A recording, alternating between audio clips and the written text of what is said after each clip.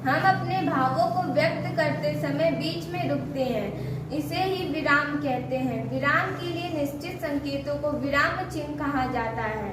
हर्ष खेलो मत पढ़ो, हर्ष खेलो मत पढ़ो, बोलो मत लिखो, बोलो मत लिखो।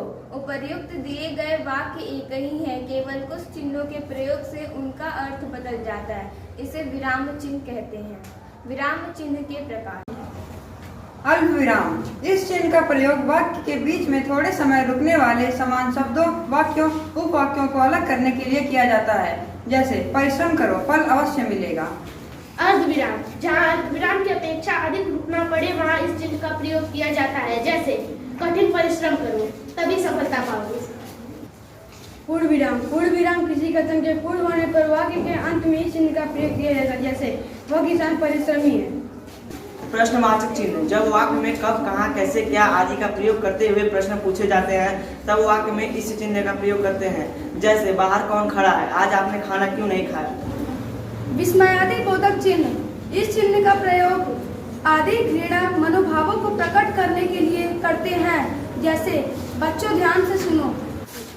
योजक चिन्ह, इसका प्रयोग समान शब्द युग्मों तथा द्वंद्व समास के दोनों पदों के बीच किया जाता है। जैसे माता पिता को प्रणाम करो, द्वंद्व समास।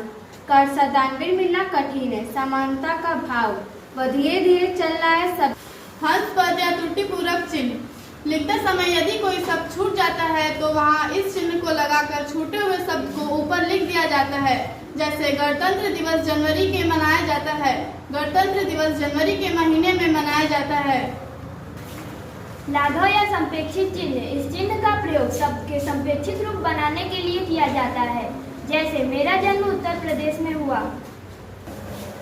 विवरण चिन्ह, सूचना निर्देश आदि देने के लिए इस चिन्ह का प्रयोग करते हैं। जैसे क्रिया विशेषण के 4 भेद हैं।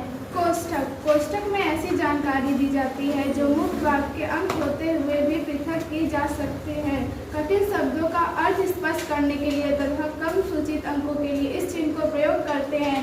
जैसे कालिदास संस्कृत के महान कवि को सभी जानते हैं। शब्दों का स्पष्टीकरण। कोष्टक का, कोष्टक ख, कोष्टक ग, कोष्टक 1, कोष्टक 2, कोष्टक 3। क्रम सूचक अंक। उदाहरण चिन्ह, इसका प्रयोग निम्नलिखित स्थानों पर होता है। किसी व्यक्ति के कथन का जो करते हैं उद्धृत के लिए। जैसे गांधी जी ने कहा, करो या मरो। दूसरा, किसी पुस्तक के कुछ अंश मूल रूप उद्धृत के समय।